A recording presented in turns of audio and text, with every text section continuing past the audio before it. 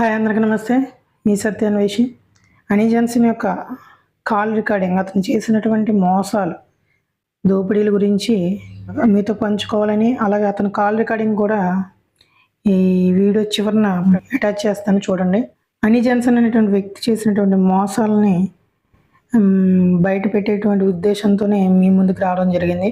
అతడు దగ్గర పనిచేసినటువంటి క్యాట్ బాబు అనేటువంటి వ్యక్తి ఒక పాస్టర్తో అతను చేసినటువంటి మోసాలని ఫోన్ చేసి చెప్పడం జరిగింది.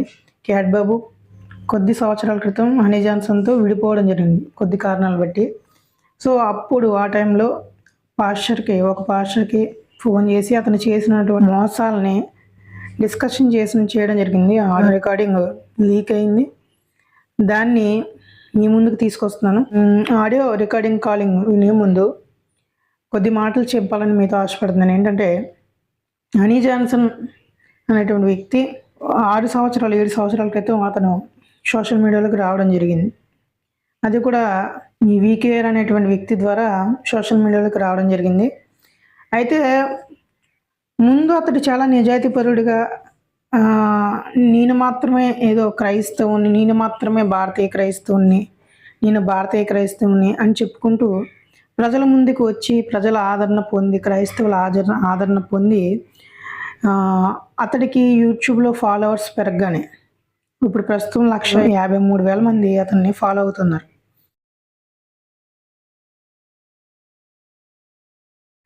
అతనికి ఇంత ఫాలోవర్స్ రావగానే అతడు ఇక తన యొక్క నిజ స్వరూపాన్ని బయట పెట్టుకోవడం జరిగింది. పేదలకు భోజనాలు పంచుతున్నట్టుగా, ఏదో షార్ట్ ఫిలిమ్స్ తీస్తున్నాను అన్న పేరుతో, లేకపోతే వేరే ఊరికి వెళ్ళి మణిపూర్ అలాంటి రాష్ట్రాలకు వెళ్ళి డబ్బులు పంచిపెడుతున్నామని, ఇట్లా రకరకాల విషయాలు ప్రజలకు వెళ్ళి చెబుతూ వీడియో రికార్డింగ్లు చేసి వాటిని తన యూట్యూబ్ ఛానల్లో పెట్టి, మీరు కూడా మాకు సపోర్ట్ ఇవ్వండి అని ఇండైరెక్ట్గా డబ్బులు అడగడం అనేటువంటిది మనం చూస్తూ వచ్చాం. అయితే ఇతడు మోసం చేస్తున్నాడా లేదా అన్న విషయాన్ని మనకంటే బాగా తన దగ్గర ఉన్నటువంటి వ్యక్తి, తన యూట్యూబ్ని ఒక రేంజ్లో నిలబెట్టి తను ఫేమస్ అవ్వడానికి కారణమైనటువంటి క్యాట్ బాబు అనేటువంటి వ్యక్తి అతను చేసిన మోసాలను తట్టుకోలేక ఒక పాస్టర్ గారికి ఫోన్ చేసి మొత్తం అతడు చేస్తున్నటువంటి సినిమాల పేరు చెప్పి, లేకపోతే మణిపూర్ పేరు చెప్పి అతడు దోచేసినటువంటి డబ్బుల గురించినటువంటి వివరాలను ఆ పాస్టర్ గారితో పంచుకోవడం జరిగింది. ఆ ఆడియో రికార్డింగ్ వినగానే నేను షాక్ అయ్యాను. ఎందుకంటే చాలామంది పాస్టర్స్ రకరకాల పేర్లు చెప్పి డబ్బులు దోసేయడం విన్నాను, కానీ ఇతడు ఇంత ధైర్యంగా అందరికి, తన సంఘస్థులందరికీ తెలిసినా కూడా అతడు ఆ మోసాలు చేయడం మానలేదు. ఇప్పటికీ కూడా తను తప్పు ఒప్పుకోకుండా నేను ఇంకా నీతిపురిని, శుద్ధపూసనని తన సంఘస్థులతో చెప్పించడం ఆశ్చర్యకరమైనటువంటి విషయం.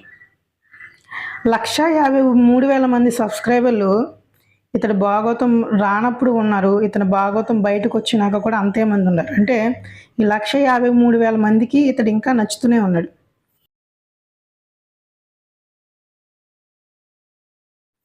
ఇతడు స్త్రీల పట్ల చూపించినటువంటి ఇతని యొక్క శ్రద్ధ, లేకపోతే కామవాంఛలు గురించి మొత్తం క్రైస్తవులకు, అతను ఫాలో అవుతున్న వాళ్ళందరికీ అర్థమైపోయింది.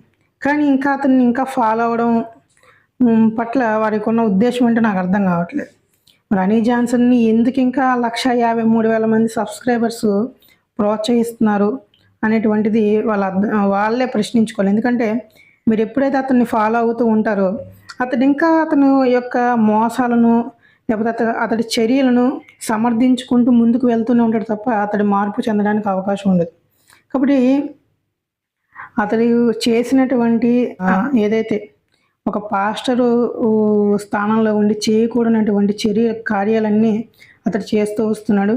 ఆ విషయాలని అతడు చర్చిలో ఉన్నటువంటి సంఘస్థురాలే అతడు చేసినటువంటి విషయాలన్నిటినీ, అతడు ఏదైతే అసభ్యకరంగా మాట్లాడడం కానీ, అతడు అక్రమ సంబంధాలు పెట్టుకోవడం కానీ, ఇవన్నీ కాల్ రికార్డింగ్లో ద్వారా మనకి బయటకు వచ్చాయి. ఎవరైనా ఆ కాల్ రికార్డింగ్ వినకపోతే నా ఛానల్లో ఉంది. ఆ వీడియో లింక్ని మీకు వీడియో చివరి ఎండ్ స్క్రీన్లో రావడం జరుగుతుంది. అలాగే కామెంట్లో కూడా పిన్ చేసి పెడతాను. ఎవరైనా వీడియో చూడకపోతే చూడండి. పూర్తి ఆడియో కాల్ నా దగ్గర ఉంది. దాన్ని మేము నా ఛానల్ అప్లోడ్ చేయడం జరిగింది. ఆ వీడియో విన్నాక అయినా కనీసం 153,000 మంది అయినా అతని ఛానల్ అన్సబ్స్క్రైబ్ చేసుకుంటారని అనుకుంటున్నాను. ఎందుకంటే అలాంటి వారి ఛానల్ ఫాలో అవ్వడం వల్ల ఉపయోగం లేదు. ఎందుకంటే మోసగాళ్ళ యొక్క ఛానల్స్ ఫాలో అయ్యి అతన్ని సపోర్ట్ చేయడం వల్ల సమాజం లేదా ఇంకా క్రైస్తవ సమాజం అనేటువంటిది ఇంకా నష్టపోతుంది. అతడు సినిమాలు తీస్తున్నాడని లేకపోతే మణిపూర్ వెళ్తున్నాడు అని చెప్పి చాలామంది క్రైస్తవులు అతనికి లక్షలు వేలు డబ్బులు అతనికి పంపించడం జరిగింది. కానీ అతడు తీసిన సినిమాలు 5,000, 1,500, 2,000, 30,000, 40,000తోనే అయిపోయినాయి. కానీ అతను దోచేసిన డబ్బులు మాత్రం లక్షల్లో ఉన్నాయి. కెమెరాలు కొంటున్నానని లక్షల్లో దోచేయడం, అందరి దగ్గర ఒకటే కెమెరా కొని మీరు కొన్నారని అందరికీ చెప్పడం, వాళ్ళని మోసం చేసి వారి దగ్గర డబ్బులు లాక్కోవడం అనేటువంటిది హనీ జాన్సన్ అనేటువంటి పాస్టర్ చేసినటువంటి పని. సో ఇప్పుడు డబ్బులు ఇచ్చిన వాళ్ళందరూ మరి హనీ జాన్సన్ని సమర్థించుకుంటారా, లేకపోతే ఇలాంటి వ్యక్తిని ఇంకా ఫాలో అవుతారా అనేటువంటిది మీకు విడిచిపెడతాను. ఎందుకంటే మీరు ఇచ్చిన డబ్బుల్ని అతడు తన యొక్క సొంత పనులకు వాడుకున్నాడు. ఒక రకంగా అతడు అనేక మంది ఇల్లీగల్ అఫైర్లు కలిగి ఉన్నాడు కాబట్టి మరి వాళ్ళకైనా ఖర్చు పెట్టాడా అనేటువంటిది ప్రశ్నగానే మిగిలింది నాకు. ఆ డబ్బంతా ఏం చేశాడు? పేద ప్రజలకు వచ్చి ఖర్చు పెడుతున్నానని దండుకోవడం, యూట్యూబ్లో చూపించుకోవడం.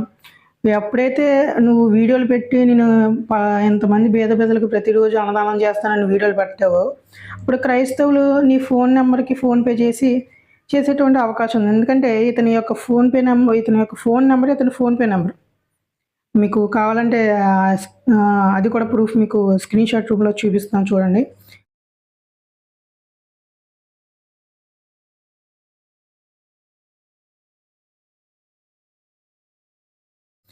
తన యొక్క యూట్యూబ్ ఛానల్లో డిస్క్రిప్షన్లో అతని యొక్క ఫోన్ నెంబర్ ఉంటుంది.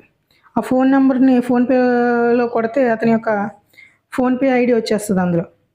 అంటే నేను ఫోన్పే ఐడీలు ఫోన్పేలు పెట్టుకొని పేటిఎంలు పెట్టుకొని అన్నటువంటి వ్యక్తే తన ఫోన్ నెంబర్ ఇండైరెక్ట్గా పెట్టి ఏం చెప్తున్నాడంటే ఇది నా ఫోన్ నెంబర్, నా ఫోన్పే నెంబరు అని ఇండైరెక్ట్గా అతను చెప్పుకుంటున్నాడు. ఎప్పుడైతే సినిమాలు తీస్తూ ఉంటారో అయ్యో సాటి సహోదరుడు సినిమాలు తీస్తున్నట్టుగా మనం ఎంతో కొంత సపోర్ట్ చేద్దామన్న ఉద్దేశంతో కూడా చాలామంది క్రైస్తవులు అతనికి డబ్బు పంపించడం జరుగుతుంది. పంపించేటువంటి అవకాశం కూడా ఉంది ఆ ఫోన్ నెంబర్ వాడుకొని. ఇప్పుడు ప్రతి వీడియోలో ఫోన్ నెంబర్ ఇవ్వడానికి గల ప్రధాన కారణం ఈ ఫోన్పేలు పేటిఎంలు అతనికి డబ్బులు కొడతారన్న ఉద్దేశంతోనే అతను ఫోన్ నెంబర్ ప్రతి దాంట్లో ఇస్తాడు. దయచేసి ఇతన్ని ఫాలో అయ్యి మీరు కూడా అలాంటి వ్యక్తులే అనిపించుకోకండి అన్న ఉద్దేశంతో వీడియో చేస్తున్నాను. ఎవరైతే 153,000 మంది అంటే తక్కువ కాదు. ఒక ఛానల్ని 153,000 మంది ఆదరిస్తున్నారంటే అతనికి ఎంత ఆదాయం వస్తుంది అన్న విషయాన్ని మీరు ఆలోచించుకోండి. అతడు చేసినటువంటి పని చాలా దుర్భరమైనటువంటి కార్యం, చండాలమైనటువంటి కార్యం. అయినా కూడా నేను తప్పు చేయలేదు, అదంతా ఫేకు అని చెప్పుకోవడం.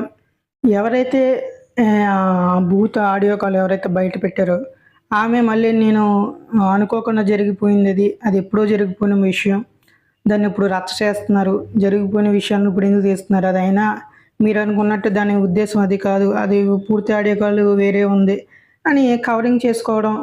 ఆయన తన సంఘస్థులు స్త్రీలందరినీ కూర్చోబెట్టి నేను శుద్ధపోసిన హనీ జాన్సన్ చెప్పుకోవడం అనేటువంటిది ఇంకా దారుణమైనటువంటి విషయం. ఇవన్నీ చూస్తున్నటువంటి క్రైస్తవులు ఇంకా ఎందుకు అతన్ని ఆదరిస్తున్నారు అన్నది నాకున్నటువంటి ప్రశ్న. అలాంటి పాస్టర్స్ని ఎందుకు ఫాలో అవుతున్నారు క్రైస్తవులు?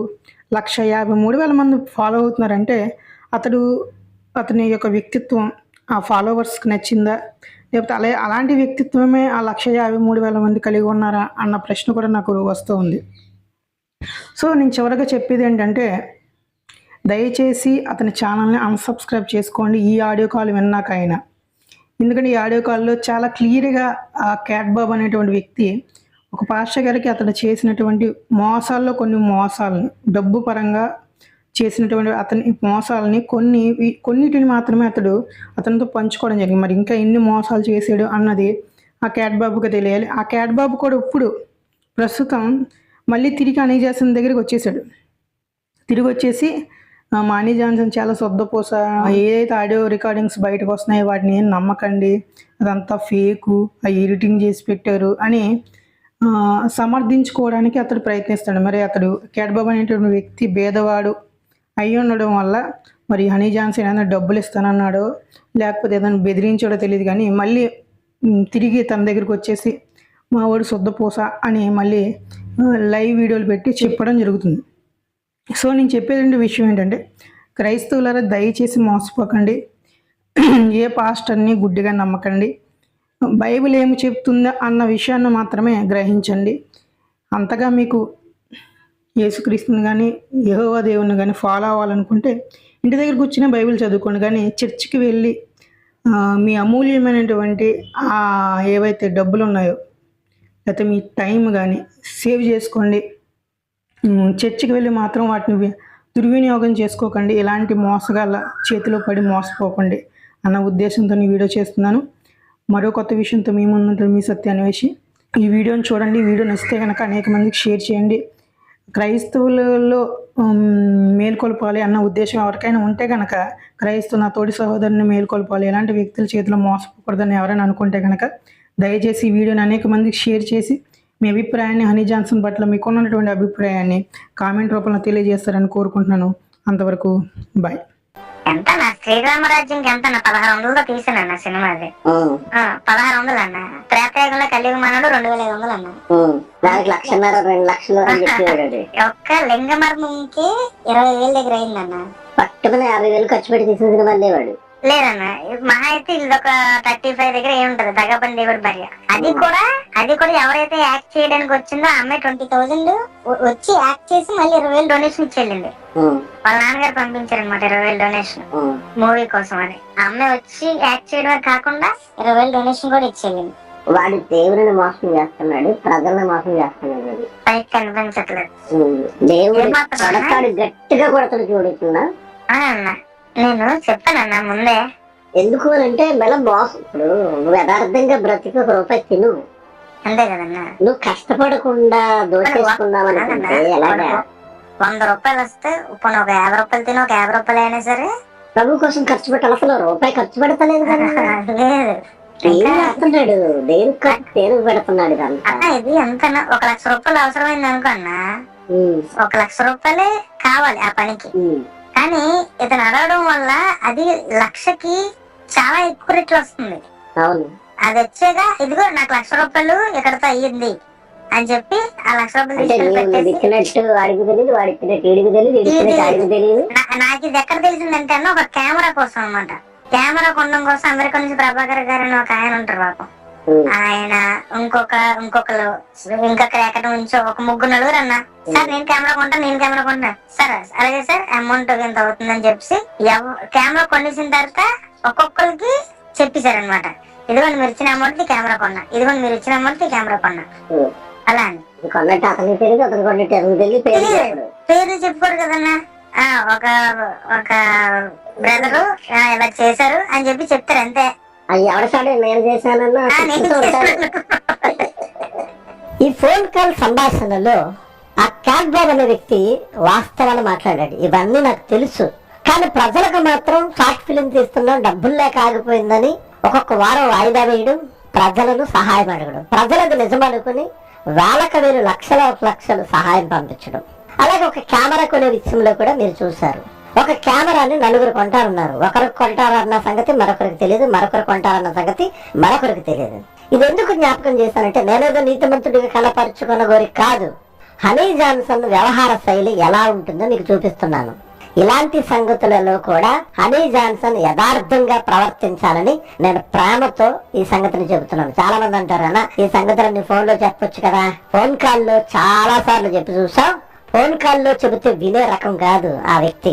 ఎలాగో సందర్భాలు వచ్చాయి కాబట్టి ఇలాంటివి కూడా అతడు మార్చుకుంటే అతడి భవిష్యత్తుకు చాలా మంచిది. దేవుడు హనీ జాన్సన్ ని మేలుమి బంగారములా చూడాలనుకుంటున్నాడు. ఆ విధంగా అతడు రావాలి అని కోరుకుంటున్నాడు.